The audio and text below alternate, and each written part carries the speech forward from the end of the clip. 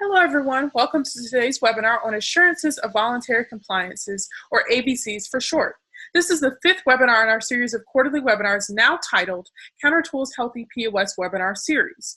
During this webinar, you will learn about AVCs and ways to make sure they are being adhered to in your state. My name is Jackie Boers and I will be your moderator for today's webinar. And for our speakers, we have Erika Mansur and Brittany Chatman. To give a little background on them, so Erika Mansur is the Youth Tobacco Attorney and an Assistant Attorney General for the Arizona Office of the Attorney General. Her primary responsibility is running Arizona's State Youth Tobacco Inspection Program, Counter-Strike. In this role, she has developed a statewide diversion program for individuals and businesses that violate the state prohibition on selling tobacco products to minors. She worked closely with Arizona's FDA tobacco inspection program to develop a system of joint federal and state tobacco inspections. These efforts have led to a nearly 30% reduction in the instance of tobacco sales to minors in Arizona. She is also the co-chair of the joint AGO-DHS Tobacco Control Working Group and the NAG Tobacco Retailing Working Group, where much of her work revolves around the intersection of law, public health, and public health policy. Ms. Mansur holds undergraduate degrees in geological sciences and French literature, which naturally led to law school. She is a graduate of the Sandra Day O'Connor College of Law at Arizona State University. Now, Brittany Chatman serves as the Statewide Tobacco Policy Manager for the point-of-sale policy area for the Bureau of Tobacco-Free Florida. Prior to joining Tobacco-Free Florida at the statewide level, Brittany worked on various Tobacco-Free Florida grant initiatives locally and regionally. Her areas of focus included flavored tobacco policies, school-based policies, point-of-sale policies, local tobacco-free partnerships, and tobacco cessation. Currently, Brittany manages the program activities that focus on counteracting tobacco product marketing at the retail point of sale. These activities include local tobacco retail licensing, TRL for short, standalone policy change, and assurances of voluntary compliance, AVCs, which we'll be talking about today. We have worked with both Brittany and Erika in many capacities here at Counter Tools, and they are a really great resource for all things AVC. We're really glad to have them on this webinar, and hopefully the information that they provide will be really helpful in your efforts.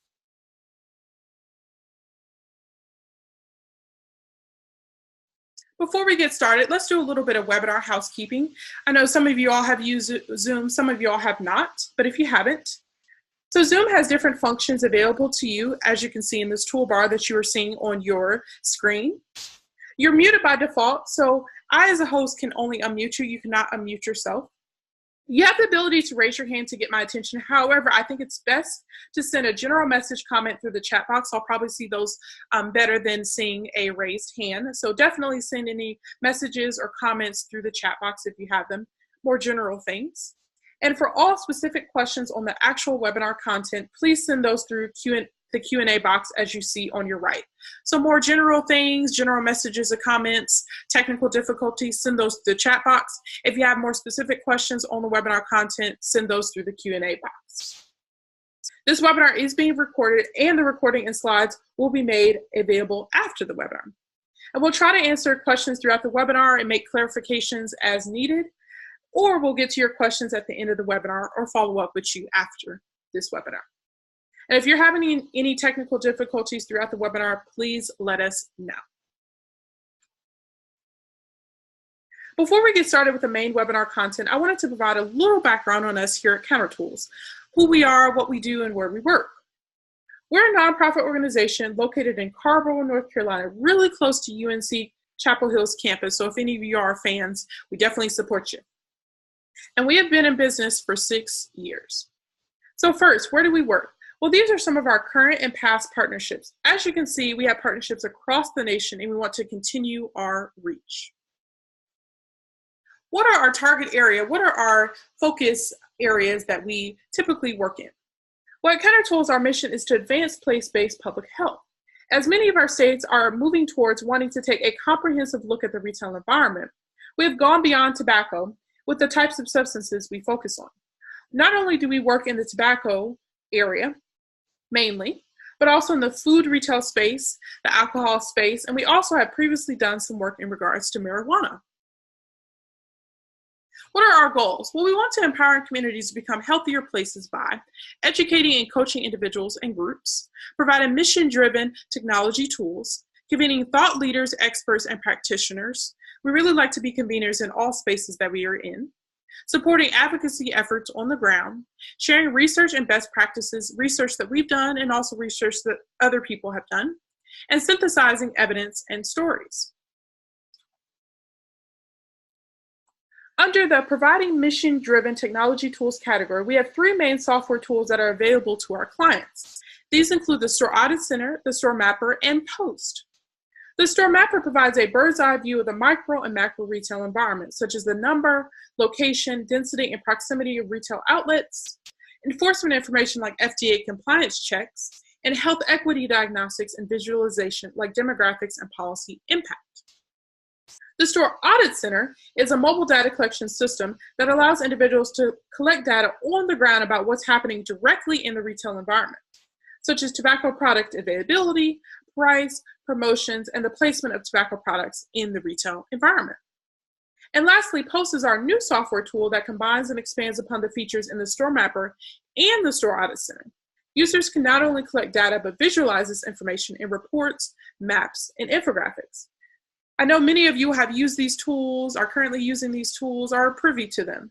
But if you aren't and you want to learn more about these tools and learn how you can get involved with them, please contact your applicable project director here at CounterTools. If you're not familiar who that is, then you can definitely contact us at the help desk, at our help desk at help@countertools.org. Again, that's help@countertools.org.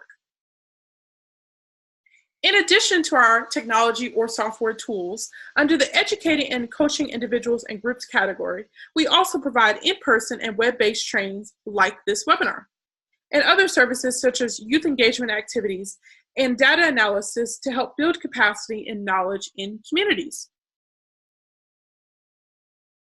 In addition to this, under the synthesizing evidence and stories category, we provide communication and storytelling materials or data stories, such as infographics, static maps, reports, flyers, fact sheets, etc. We specify these resources to the needs of each state we work with. And lastly, we have a free great online resource called countertobacco.org. Countertobacco.org provides the latest in research, news, reports, evidence summaries, stories from the field, youth engagement activities, and a media gallery about the point of sale. As you can see, it provides a lot of helpful information. I would definitely recommend to check this website out. Again, it is free. And there's a monthly newsletter that you can also sign up for that provides more information on the latest research, any webinars we have coming up, etc. So definitely sign up for that monthly newsletter if you want to get the latest and greatest information. Now I'm going to turn it over to Erika Mansur, and she's going to give a little background on AVCs, what they entail, what the process is around them. And then she's going to hand it off to Brittany Chatman, who's going to give more information on Florida's experience with AVCs specifically. So I'll hand it over to Erika. And if you have any questions throughout the webinar, just please drop those in the Q&A box, and we'll try to get to questions as we go along. But if not, we'll try to get to them at the end. Okay, so it looks like Erika's ready. Erika, are you there? I am here. Okay, great. My name is Erika Mansur, and excuse me, I work for the Arizona Attorney General's office, and I really have 2 focuses in my work. I do youth tobacco inspections, so I actually run the program that does the youth tobacco inspections where we send the kids out undercover to do tobacco purchases, and then basically anything that's related to youth and tobacco prevention and the law comes my way. So I have kind of an assortment of things that I work on, and one of those things happens to be the Tobacco Assurances of Voluntary Compliance. There we go. Okay, so here's my disclaimer. As an attorney, you know, I have to put the disclaimer on here. I've definitely found that in public health presentations, you guys have to disclose any conflicts. I always have to have my disclaimer, so that's my piece here. I'm very passionate about the work I do, and because of that, on occasion, a little bit of opinion will slip through. So that's all me, not necessarily my boss or the state of Arizona. There's my disclaimer. So assurances of voluntary compliance. I'm going to talk a little bit about what they are and hopefully how they can be helpful in your states, and then some practical things that you could potentially do with them. So AVCs stands for Assurances of Voluntary Compliance. That's really, assurance of voluntary compliance is a legal term that has wide application. The ones that we're talking about here specifically refer to tobacco in the retail setting, but for convenience, we just shorten it to AVCs. These are all contractual agreements between companies and states, and that's really important. I'm going to go into some detail about why that's a good thing and why that can be a little bit difficult as I go through this.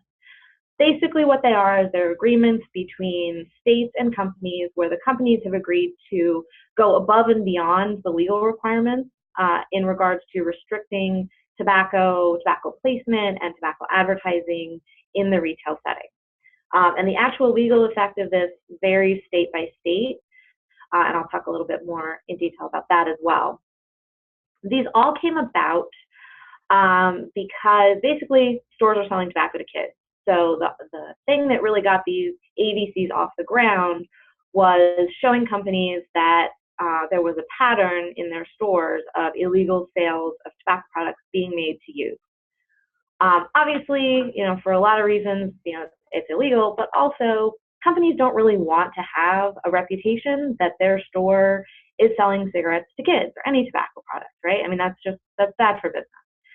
So when these agreements were developed, really, it's a win-win because it's great for us that these companies are taking extra steps to make tobacco products less appealing to kids and to make tobacco products less accessible to kids. That's great for us.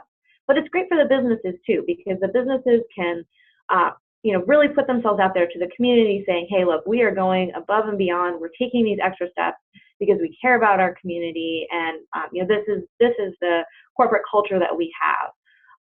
So I think that was a big part of it too when we were negotiating these agreements. Technically speaking, the AVCs are overseen by the state attorney general's offices. So each agreement is its own contract that was entered into by some sort of a group of states and the company. Almost every state has signed on to at least some of these AVCs. I do have a list. I have a summary that lists which states have signed on to each AVC. I can make that available to you. And like I said, most states have signed on to some of them. I think the fewest number of states that have signed on to any, that only has maybe 8 or 10 states. Some of them have 40 states. So there's just a variety within the AVCs themselves. Within the National Association of Tobacco Retailing Working Group, and there's Nicholas Wellington in California, the other folks here. And I group that oversees all of the assurances of voluntary compliance. So we're really kind of the main group that keeps track of the issues that come as far as compliance with the so each state that has signed, each state that signed on to the AVC has someone in that state that I can connect individual states with if you're not familiar with who that person in your Attorney General's office might be.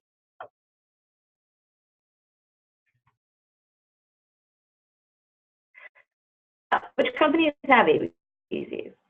So these are kind of the big names here that I've put up. First of all, CVS used to be one of these names. As you know, CVS no longer sells tobacco products.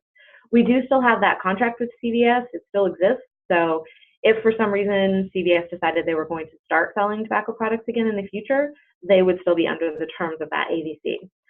But for now, we don't have to worry about that. I did want to point out, for example, Kroger is here. Kroger Company is the one that has signed on to the AVC, but that agreement applies to all of their brands. So they own, here in Arizona, it's the Fry's brand of grocery stores. They own a lot of different grocery chains across the country. They also own a lot of convenience store chains. So that all kind of falls under the umbrella of their AVC. But just because you don't see a store's name or logo on this page right here doesn't mean that they don't fall under the AVC. And then some of the companies like Valero, they also have stores that fall under, and the companies that have the petroleum companies like Shell and Chevron and Exxon, BP. One thing I want to mention about them, when we engaged in the AVCs with the petroleum companies initially, they were much more directly participating in the convenience market. They actually owned and operated a lot more stores. And now there's really been a movement within the industry generally for petroleum companies to move away from owning and operating the convenience stores. So the AVCs are still in place and certain provisions do apply in those stores, but they have pulled back a little bit. And I'll talk about what some of those differences mean. Okay, so all of the AVCs have some sort of applicability to the retail environment. And I'm going to go through some of those specific provisions to give you some examples. There's a lot of really great provisions. There's a lot of provisions that go across most of the AVCs, but keep in mind that each one is a little bit different. So I'm going to be talking kind of in generalities here. Not every provision I'm going to talk about necessarily applies to every single AVC. One of the great things for a state like Arizona, we actually don't have a state retail tobacco license. So provisions that may be in place in other states aren't necessarily in place here. So like signage requirements, we don't have any statewide signage requirements, things like that. So the AVCs can put requirements in place for those companies that have AVCs that don't exist under state law. Another real big plus of having these agreements is that every company that has signed an AVC must have an AVC compliance officer. So that means there is one person at the company that we can talk to about AVC compliance. And that's really a huge benefit to have someone that has to answer our emails, pick up the phone when we call. We know the person to go to. We know the person that can directly address any issues that come up. And we have absolutely used that quite a bit as the AVC compliance issues go on. And it's been really, really beneficial relationship. Sometimes we can resolve things with a simple phone call or a simple email to the compliance officer. All right, just a couple of provisions, talk about some of my favorites, we'll say. This first one is a lookalike product. I have heard that there are a couple of localities that actually have laws on the books that prohibit lookalike products. It's not super common, but this is kind of a low-hanging fruit for us, asking these companies, hey, could you stop selling, food products that look just like tobacco? You can kind of see there's a direct line between that might make tobacco products more appealing to kids. So these companies have agreed not to sell products that look like tobacco. One kind of an interesting twist to that is that a lot of them have agreed to specifically not sell products that look like cigarettes or cigars. At the time, the products we were trying to get at were candy cigarettes and, like the chocolate cigars, bubblegum cigars, things like that. Well, there's also, familiar with the product Big League Chew, which is bubblegum that's shredded up and meant to look like chewing tobacco. Well, that doesn't look like cigarettes and cigars, but it does look like tobacco products. So areas like that have led to further conversations with the AVC companies about, restricting products like that as well that also look like tobacco products but maybe don't specifically fall under the letter of the AVCs. This one, okay, I just have to point out that the candy cigarettes that say "just like Dad," that one drives me nuts. That's my editorial bit that I warned you about. Okay, the next one, and this one is really huge, especially from a legal perspective. There are restrictions to advertising. So any of you that have worked in the retail setting and have looked at trying to either require signage in the retail setting or try to restrict signage, you're very familiar with a lot of challenges, to say the least, as far as implementing policies like that. The biggest reason for that, easy to say, is the First Amendment, right? Freedom of speech. Commercial speech is something that's protected. So when you're trying to pass a law to restrict advertising or prohibit a certain type of advertising, it's very challenging. There's going to be a lot of legal barriers, and in some cases, certain things are not possible. So with the, remember, these are contracts, these are agreements. So the individual businesses have agreed not to do this within their stores. And an individual business absolutely has a right to decide what they're going to display and what they're not going to display in their stores as far as advertising materials, right? They're a private business. They have a right to do that.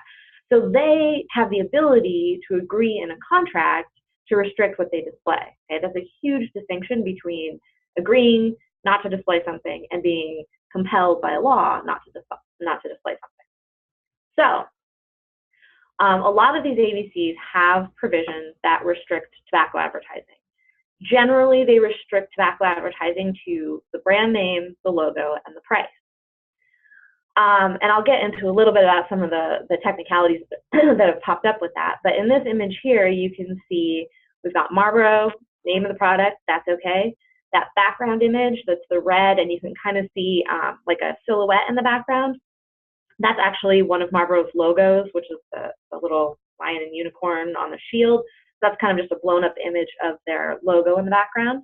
And then you can see just the Marlboro packs and the price there. So this is all advertising that we would consider AVC compliant. Next slide here. Okay, these are some examples of the types of ads that we could potentially ask an AVC partner not to display in their stores because of their restrictions. So that would include images of the tobacco product itself. So an image of the pack, like the actual pack itself, the sealed pack of cigarettes, that is something that they could display. But once you, here you can see with the Camel Crush, where it's a cigarette and it's kind of opened up to display what's inside of it, that's definitely something that goes beyond brand name, logo, and price. Some of the slogans, the Parliament one, the perfect recess, that one has always kind of driven me nuts because, okay, it's got the word recess in it. I mean, talk about something that could potentially appeal to kids. The word recess, pops out as a pretty low-hanging fruit to me. And then some of these, the longer slogans, like the one was for American Spirit cigarettes, talking about freedom, talking about leveraging the military, talking about promotions and prizes and all of that kind of thing. These are all of the kinds of ads that are restricted under the AVCs. So if these kind of things are being displayed in, grocery stores, Circle K's, etc., we have the ability to ask them to take these down. One of the other great benefits of the AVCs is that these agreements cover the major tobacco retailers. And if the major tobacco retailers are creating a demand for AVC compliant advertising that's limited to brand name, logo, and price, then that advertising is going to be available to the mom and pop shops, to the smaller chains. So it can have somewhat of a trickle down effect of creating this advertising that's got less use appeal. Okay, so you think these AVCs are great, so what can you do to help? So we talked about 3 areas, and then the first area, really, I'm going to leave that to our next speaker, Brittany Chatman, because she's actually doing some of this work in Florida, which is amazing. And that is really setting up a system of state and local monitoring of the AVCs. We have a form that is currently available, which I will talk about in a moment, that is available to you tomorrow if you're interested in this work. And then also you can engage your youth on this. I have some fantastic youth coalitions here in Arizona. We do a lot of work with them. And then also there's a lot of people who are already doing work in the tobacco retail environment from the law enforcement side of things. So we'll talk a little bit about how we can engage them. So like I said, systematic stuff, I'm going to let Brittany talk about this. There are some states, in addition to Florida, that are starting to come on board with doing some systematic AVC monitoring, which is fantastic. And as I said, we do have an inspection form and instructions that we can send. This form is a form that was developed by all the state AVCs, and it's really kind of an overview form. So it covers all of the kinds of potential violations that you might see in the field. We decided not to do AVC specific ones. So there isn't like one form for Circle K's and one form for Kroger's, because that was just going to get way too burdensome. So the form we have is an overall form that you can use to inspect any AVC location, with the caveat that not everything that you see on the form is going to be something that that particular store has signed on to, so it may or may not be a violation. And then there's an instruction form that goes with that, that's got instructions for how you can submit those forms back to us for review, and then your AG contact would then potentially take it up the chain to the company itself. And we're very much hoping that eventually we will have this in some sort of electronic form. And anyone who's on the call and wants to, reach out and give CounterTools a little nudge to get it on their system, I would support that. Sorry, Jackie. So I want to talk a little bit about youth engagement here in Arizona. Like I said, we have fabulous youth coalitions, and these are kids that are really interested in working in their communities. A lot of them are kids that go out with us and do our youth tobacco inspections. And just a quick example of some of the work that they've done. We had youth in Arizona who found that there was this jerky chew product, which is a beef jerky, like shredded beef jerky product that's that strongly resembles a can of smokeless tobacco. And the kids saw this product in Walmart locations and said, hey, I'm pretty sure this is a lookalike product. What's going on with this? And then they also identified it in some Circle K locations. So we were able to reach out to those AVC partners and let them know, look, these products, our kids saw these products on your shelves. And as I mentioned earlier, Circle K has an AVC that specifically says lookalike products that look like cigarettes or cigars are prohibited, but this is a product that looks like smokeless. Not technically prohibited under the AVC, but they did choose to voluntarily remove that from their shelves. And then Walmart, their AVC does cover any tobacco product, any lookalike product that looks like tobacco. So not only did they remove the product from their shelves, they also removed it from their website, which is fantastic. Law enforcement partners, like I said, we know there's a lot of different law enforcement that happens on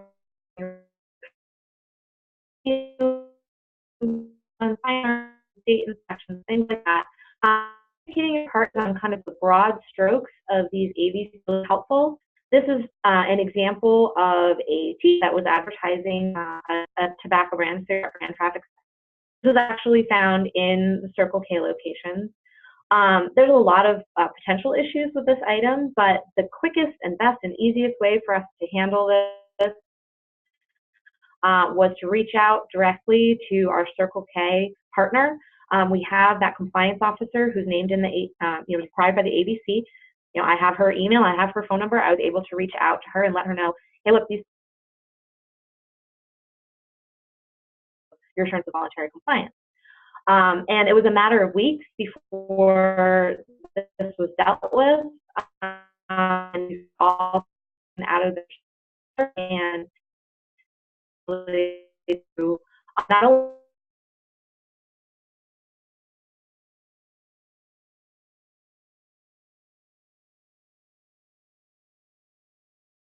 only any of this, which they should have under the AVCs, which was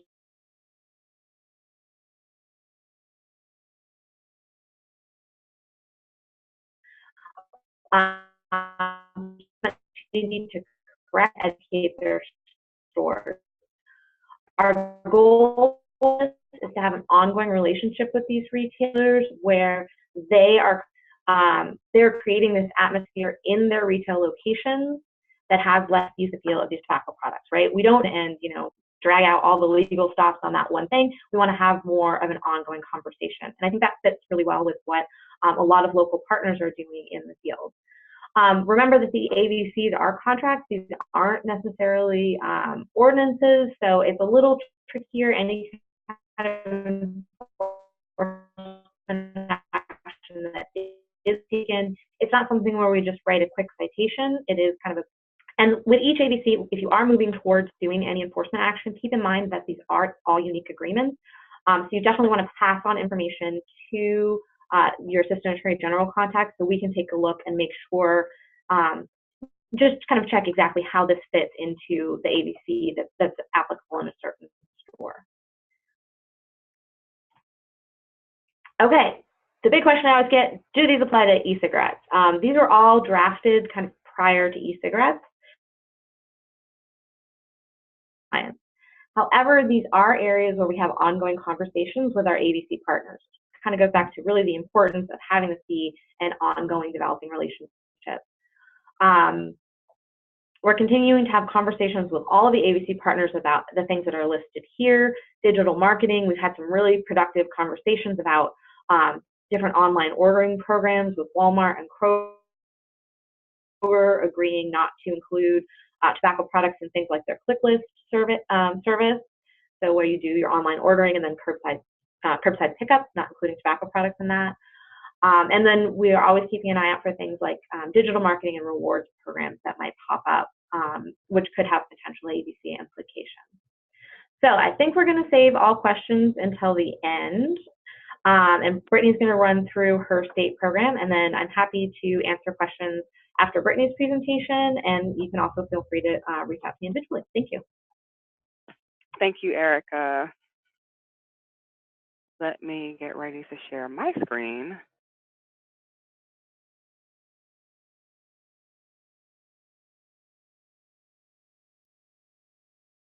I'll be looking at a screen that says Tobacco AVCs in Florida, supporting community resilience through a coordinated approach. Good afternoon. As it's been said, I'm Brittany Chatman, Sale Policy Area in the Bureau of Tobacco Free Florida. I'm excited to talk with you all. Work that are to retail in the state. The incorporation of AVC work into their local programs has been instrumental, and I'm happy to be walking you through that today. So let's talk about the objectives.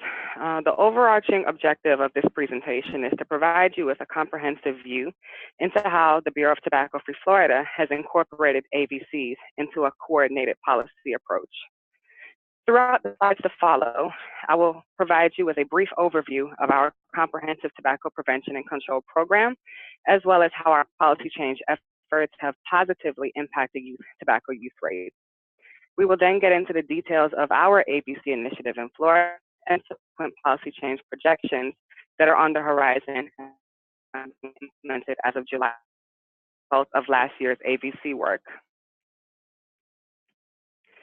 Before we get into the work that we're doing down in Florida, get the mission of which is to protect the people of Florida from the dangers of tobacco. Now let's briefly discuss how the mission translates into the work that we're doing. The structure of Tobacco Free Florida is based upon the CDC's best practices for tobacco control. This includes health communication interventions, cessation interventions, program administration, and state and community interventions. All of these components influence and are in turn influenced by continuous surveillance and evaluation. Our community level programs are coordinated through the state and community interventions component.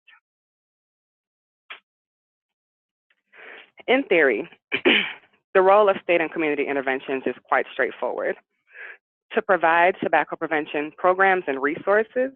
However, there are many different sub-roles under that umbrella that results in the following efforts. For example, engaging local community in developing and implementing programs and services, establishing and maintaining tobacco-free partnerships, as well as students working against tobacco chapters in order to increase community buy-in. And to give a little bit of insight into what our students working against tobacco chapters consist of, that is our youth component to our program, and they are youth-led, and they advocate for themselves and their peers as it relates to the strategies that the industry uses to try and target them. And we also build support for policy, environmental, and systems change, which we'll get into very shortly.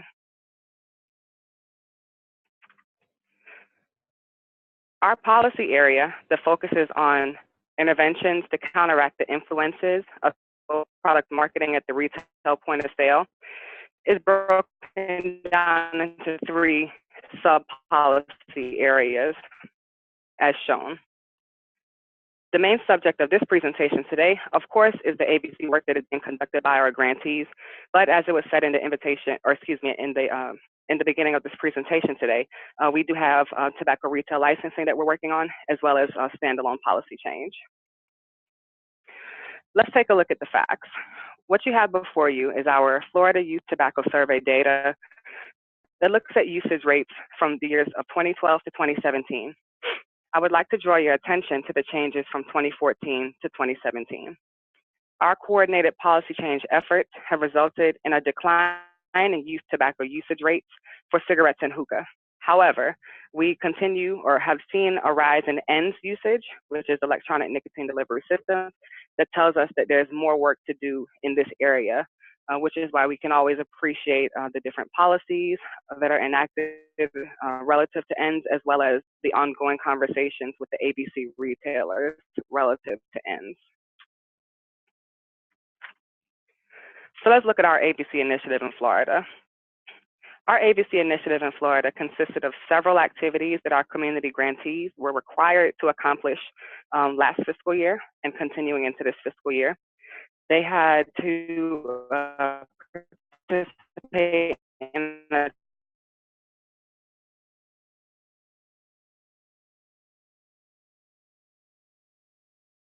an attempt to instruct them and train them on how the monitoring procedures would be implemented. Next, staff and volunteers from the community then worked together to conduct the ABC surveillance activities locally. And then a summary of findings from the ABC activities, which has been prepared but is being finalized, was submitted by our grantees, and they will then use those findings to educate their partners and stakeholders about the status of ABC compliance, and to use it as a basis to begin a discussion for future directions of point of sale policy work. So let's look at what the surveillance efforts looked like. The surveillance efforts of our grantees were heavily assisted by Counter Tools. We have a long-standing relationship with Counter Tools that affords us the opportunity to get support by the way of data-driven technical assistance and training that will assist our grantees in moving that needle when it comes to policy change. For the Florida ABC initiative, we obtained data from Counter Tools about the various ABC retailers throughout our state.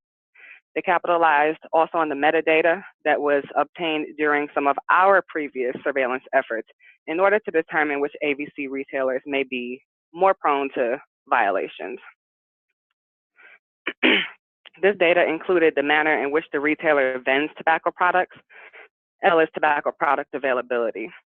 Once the clean data was obtained, retailer assignments then distributed to ABC counties, and they were tasked with a minimum required number of inspections based on their county size. It is important to note that the majority of our counties did exceed their minimum assignment, most notably Orange County in Central Florida, who inspected 92 of their 94 ABC retailers on their store assignments list across 2 quarters. And they finished up those remaining 2 retailers in the last quarter of the 17-18 fiscal year. So you may be wondering what some of the findings were from this year of ABC monitoring. Our ABC counties monitored a total of 1,084 ABC retailers. There were a number of findings that came from the ABC surveillance. The metrics under which the retailer locations were monitored, to echo what Erika discussed earlier, did look at tobacco product placement, pricing promotions, availability of tobacco lookalike products, as well as tobacco advertisements that are limited to brand name, logo, other trademarks, and price. The data obtained through that monitoring provided insight into the effectiveness of voluntary agreements in the tobacco retail environment. Although there is oversight with the various groups that are looking into this, we do know that there is still a degree of variability with what the retailers may actually put into play. However, the surveillance did uncover areas of success as well as some areas of weakness. Some of the most notable findings included areas for improvement with existing federal, local, and state tobacco regulations alongside with the ABCs. So let's dive into these findings. This list shows some of the most common violations that we noticed during the ABC monitoring activities. Erika has already done an amazing job of walking you through the provisions of AVCs and how they're regulated. Therefore, I won't dive too deeply into that here, but I do still want to point out one of the key findings to you, and that is in reference to age of sale signage. Although there may be differences in the type of age of sale signage that is displayed based on the ABC agreement, there were still a considerable number of retailers that were observed to not have any age of sale signage, which we know is a far more egregious issue outside of ABCs. Continuing on with the key findings observed by our grantees, Erika touched on this in her presentation again, but I want you to keep in mind when we're talking about look-alike products, whether it be shredded beef jerky in cans, Big League Chew, or even the candy cigarettes, just remember how influential these products are to our youth, and keep in mind that 90% of adult smokers do begin by age 18, so curtailing these influences is key. On the topic of self-assisted tobacco products, many of our Florida counties already have policies in place that prohibit self-service displays, and the existence of those policies were evident in the existence of the effectiveness of these policies are evident, but it is important to note as well that there were a small percentage of retailers that did present with that issue, but a small percentage, give or take around 7%, is noteworthy of mentioning the effectiveness of ABCs and existing policies. We know that ends were not initially included in ABC agreements, but it's also important to note how e-cigarette products play a part in the observations. And then lastly, cigarettes being available in quantities less than a pack is again a violation far beyond ABCs, but it's important to note that this was observed as well. What you should have before you here are some photos of the potential violations and other items of interest that were found by our grantee staff and volunteers as they conducted the surveillance. These snapshots help to clarify to our stakeholders some of the concerns related to the point of sale tobacco advertising and marketing at that retail point of sale. Some of this will look very similar, if not identical, to some of the images that Erika showed. But as you can see here, the image on the bottom left is fairly small, but this particular grantee had the pleasure of being invited to see what that tobacco sales screen looks like, just to speak to the different strategies that they're using to maintain compliance. So as you can imagine, the community's response from these AVC activities have been varied. As a result of the collaborative efforts to facilitate AVC monitoring, the community does feel more informed about the retail point of sale issue and is understandably so more engaged in tobacco policy efforts. Many community members were unaware that these agreements even existed, and therefore they now have a responsibility to continue telling that story. Their communities depend on them, and when we are seeing where internal decision makers, such as their local health department administration, community-based organization executive leadership, are expressing support, we know that we are affecting some change in the community that they'll be willing to stand behind.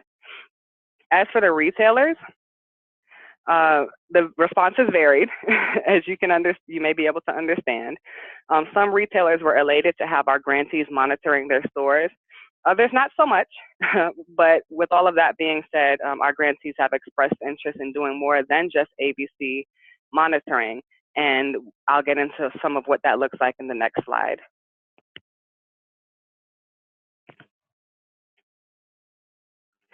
The AVC surveillance work that the grantees completed last fiscal year has laid a great foundation for our future work in the point of sale area. We look forward to continuing to engage with our partners and stakeholders to pursue new opportunities in this important policy area. During this fiscal year, our ABC counties will be assisting with policy implementation through direct retailer intervention in the form of merchant education. With that, they'll be conducting interviews in order to get a better understanding of what the retailers' needs are, in order to encourage compliance with the AVC agreement. In fact, some of that has already started rolling in, and much to some of our county's surprise, some of the retailers were not aware of the existence of the agreements. So that presented an opportunity for education and to help to build that rapport with the retailers. Moving on from that, they'll be looking to monitor policy implementation again by reassessing the AVC retail environment and incorporating the data obtained into future policy change efforts. In facilitating the previous activity, assisting with that policy implementation, repeating the assessment process will be able to better gauge how effective that direct retailer intervention is in helping the retailers either achieve or maintain that AVC compliance. Next, they'll be regularly meeting with local partners and stakeholders in order to maintain communication about AVC efforts, as well as evaluate how the aforementioned efforts will support the intended effects of AVC agreements. As Erika mentioned, it's important to keep the big picture in mind and to have those ongoing conversations. In order to facilitate that discussion, it's important to continue educating, as well as making sure that when the retailers are hearing from the counties, whether it's in our state or in programs external to our state, that the only time they're hearing anything is not when something is wrong. So meeting with those partners and stakeholders, continuing to do that education, and just keep the door open to conversation is a way to encourage that.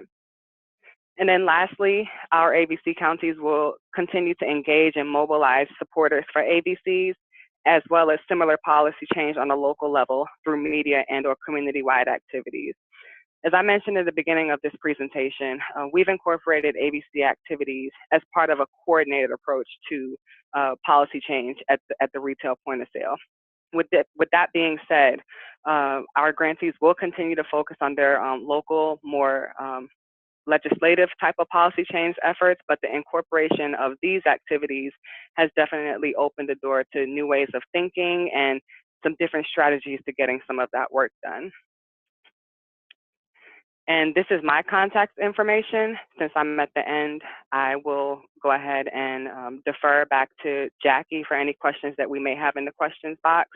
But if you do have any questions that may be lengthy that we may not be able to address here, you're always welcome to contact me if you need to do so. Thank you so much, Brittany and Erika. That was a very illuminating and insightful presentation from you all. So let's go to questions now. So we'll pause here for questions. If you have any questions, please drop those in the Q&A box, and we'll try to take care of them right now. I see one question. Will we get a copy of the slide set? Yes, you will. You will get a copy of all the slides that have come out of this presentation.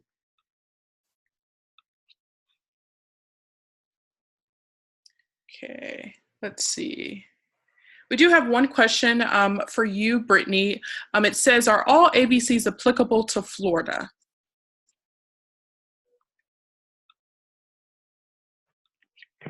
Hi, Jackie. I will need to bounce this off of Erika, so maybe we can tag team this. But if I'm not mistaken, I'm going to go ahead and defer this to Erika. And I was trying to figure out how I could get to my desktop document. I actually have, and this is something that I can make available, I have a summary that lists out AVC and who signed on to which one. I know that Florida has signed on to most of them. There's, like I said, there's one or two AVCs that only have a handful of signatories, and I'm just not sure if they've signed on to those. But the big ones, I know they have signed on to. Walmart, Walgreens, okay, big ones. 7. And we have kind of a similar question that came in. Does New York State have AVCs, and do they apply to New York State? Yes, I know New York has signed on to several of them. Yep. I know Jackie mentioned sending out an email afterwards to the participants, and I'd be happy to send you a summary because it's literally one page on each AVC, and it lists the brands for each AVC company, which states have signed on, and just bullet points of the main retail provisions for each one. So that could be helpful to the the participants on the call. Perfect. We got a question. And I also wanted to mention quickly. Yeah, go ahead.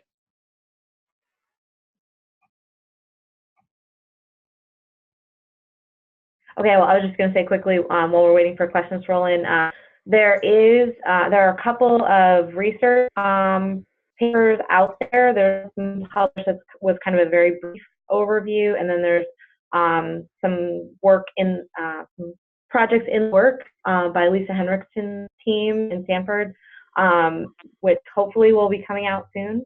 But that should give us even more kind of support for this work, the importance of both the AVCs themselves and monitoring them and making sure that the companies are living up to the agreement. Perfect. So we have a question that came in. So how can you tell if a retailer is actually covered under an ABC agreement? For example, many gas stations or convenience stores sell ExxonMobil branded gas, but not all the stores are owned by ExxonMobil. Yes, that is one of the the tricky bits. Okay. So, and this is really why we have it kind of the overall form, and then that data is sent back to us, because that way the AAGs kind of pick it apart and see to what level each one applies. With the petroleum companies, most of them, as you sell branded gas. And I think really our primary contact with ExxonMobil said it best, in that they're selling ExxonMobil branded gas, but what you see when you drive down the road is you see that the ExxonMobil brand, and they don't want their brand to be associated with stores that sell tobacco products to kids, right? So they want to do whatever they can to avoid being damaging to their image. So they've entered into these AVCs, and they have what we call the light provisions of AVCs. So the petroleum companies have obligations to send out reminders for companies and some other things. The more specific provisions, like not selling lookalike products, generally apply in the companies that have petroleum AVCs only. So if it's like a mom and pop shop that is a mobile, then generally, not always, but generally the like lookalike provisions wouldn't apply, but other provisions would. And also, if they have a company that's got a lot of issues with selling to minors through the AVCs, one of the potential consequences is that they can be dropped from the brand. So they would not be permitted to sell mobile branded gas anymore. Got it. Got another question. So for ABC retailers, are there ramifications at the state attorney general's office because of the ABC if they do not pass local law enforcement AB&T compliance checks by selling tobacco to minors? So for ABC retailers, are there ramifications at the state attorney general's office because of the ABC if they do not pass local law enforcement AB&T compliance checks by selling tobacco to minors? So really, this is kind of a chance for communication. So my example, I can pick on CVS since selling tobacco products anymore. We actually had an issue specifically here in Arizona where CVS had terrible compliance rates. They sold tobacco products to our volunteers in over 30% of our youth tobacco inspections. They were just doing awful. So because of the AVCs, I was able to reach out directly to a very high level in their company and say, look, you have a problem in Arizona, you need to do something about it. You've got this AVC that says you're committed to preventing youth access to tobacco products. That's what we're seeing in the stores. And literally after that phone call, in a month, they went from a 35% fail rate to a 3% fail rate. So because of that line of communication, we do have a really nice direct way of talking to these companies. Obviously, the efficacy of these communications is going to depend on the control they have at the store level, and the companies that have direct control are going to have a more direct impact, and you're going to see that a lot faster. But if states do have a problem with any of these ABC locations, definitely reach out and let us know, because we do have the ability to reach out to them at a high level.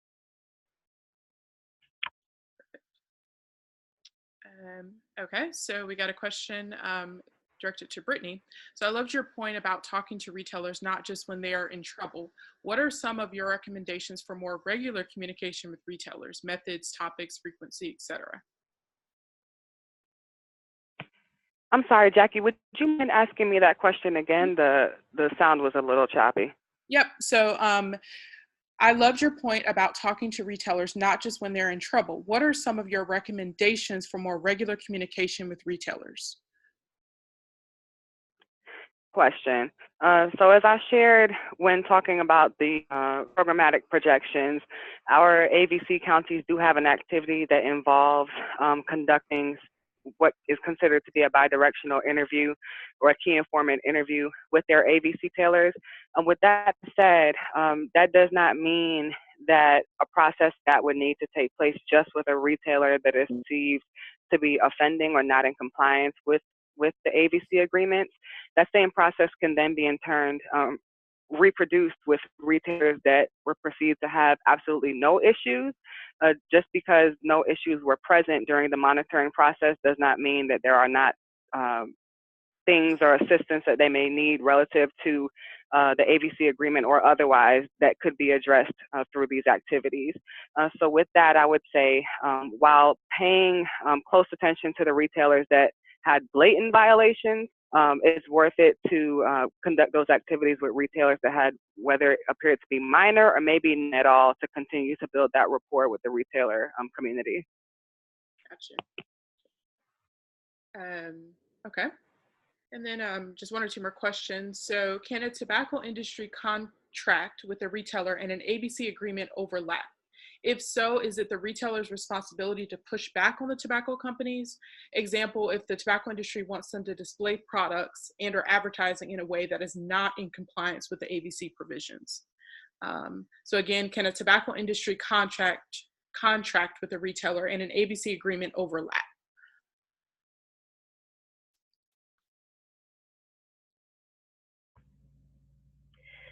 So if I understand your the question, it sounds like basically if there is a existing agreement with a tobacco company to display whatever advertising the tobacco company feels like giving you, facetious here, but would something like that trump the AVCs? Certainly, our position is that the retailers have entered into this agreement with us to say restrict their tobacco advertising, and they're responsible for making that happen.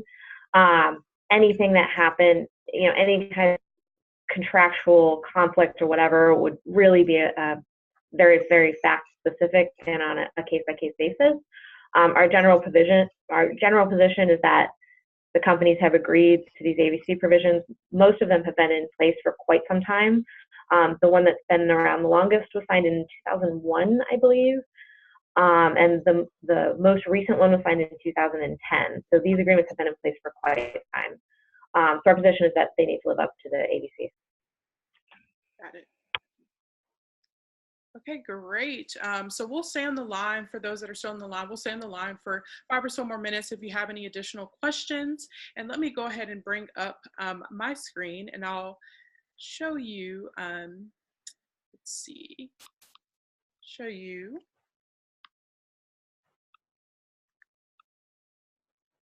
Okay.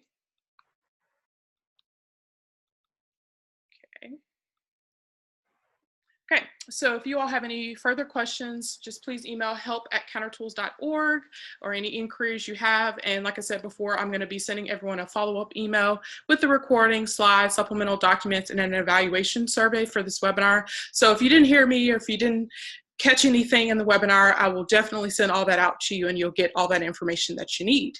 And like I said, I will stay on the line for a couple more minutes if you have any additional questions. If not, thank you so much for being on this webinar.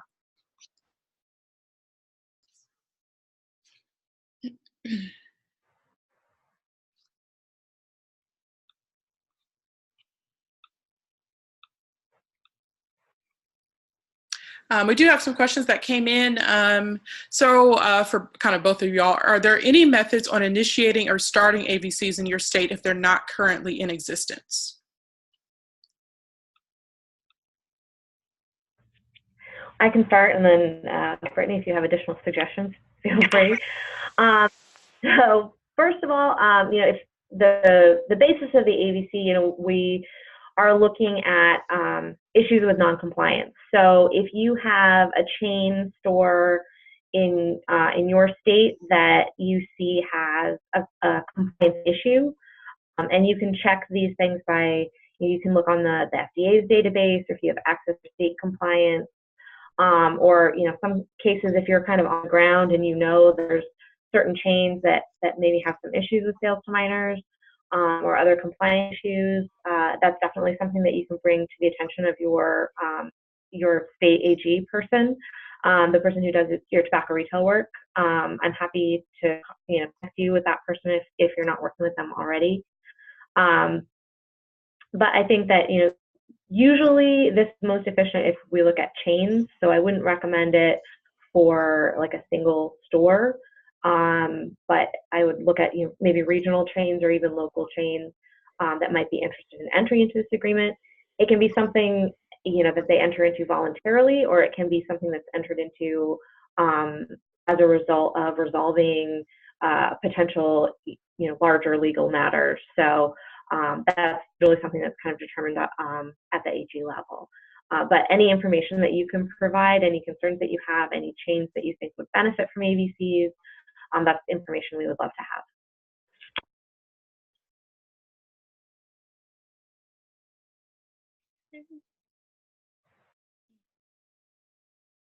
We had one more question that came in.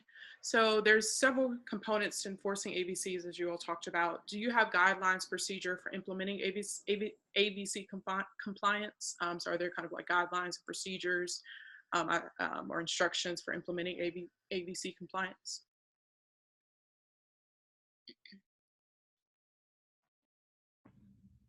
So at the state to local level, I would definitely refer to Brittany, because I think she's done a great job of setting a program in Florida. And she's been really great at growing with us as we've figured out how to navigate this and translate all the way from the local level up to the national level. But generally speaking, I think the best way to do it is stick with kind of the general form and help us out with the monitoring of the compliance, and then just sending all the potential issues up to the AGs, because each one is so technical. I think it'd be a lot easier to connect, collect the general information and then let us, pick it apart for the individual AVC violations. And this is Brittany. When we incorporate AVC activities into our coordinated policy approach, that decision or putting that ball in motion had already begun prior to me coming on board. However, I would always recommend taking a look at the policy landscape. Incorporation of AVCs is a good fit for you, whether it's looking at the geographic dynamics, making sure the retailer density is appropriate in order to incorporate that. We do have quite a few rural counties. There were very few AVC retailers that were identified. So you want to make sure that in looking at that big picture that it will result in meaningful work for your state. Adding on to that, I would always recommend at least beginning with some sort of surveillance of the AVC environment to determine if expanding upon that surveillance, again, is a good fit for you. You may find, I won't go out and say that it would be rare, but you may find that there is not much to be done. But considering that it's the retail environment and advertising changes, positioning and product placement, it's not all consistent. There probably is always something to do as it relates to monitoring that. So I would definitely recommend looking big picture and thinking about how the coordination or the incorporation of those activities will help to further promote the work that you're already doing to counteract tobacco product marketing at the retail point of sale. Great.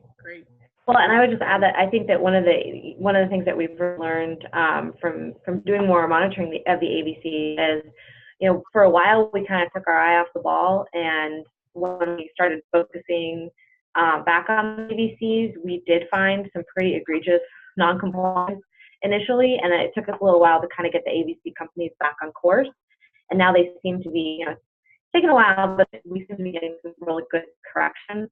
So I think keeping an eye on the retail environment, specifically with a mind to the AVC, is really important and valuable. Definitely. Okay. And just had a couple more questions that came in. So given FDA's announcement this week of the epidemic proportions of e-cigarette use by kids, is there a strategy for using this as an opportunity to expand AVC agreements to e-cigarettes?